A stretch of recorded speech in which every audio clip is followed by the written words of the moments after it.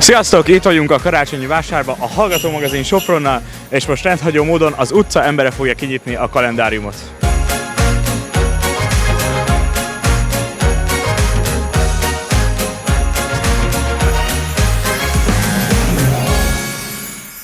Sziasztok! Bocsi, feltettek pár kérdést?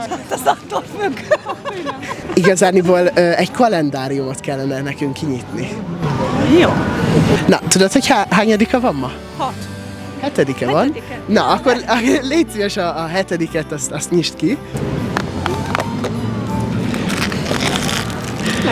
Van tippetek, hogy ez mi? Vagy nem tudom, valami... Neked esetleg van valami ötleted? Azt nézd meg, hát honnan nem... Hogy mi van itt a képem? Nincs. Ez egy sikló. Sikra. És ki is raknátok? Hát, kirakod?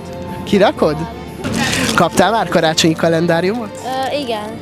És már mindegyik ablakot kinyitottad? Még nem. Megyünk szép sorba, ugye, hogy a napok. És melyik a kedvenc ünnepetek? Karácsony. Karácsony? Meg azt Nem tudom, lesz. Aha.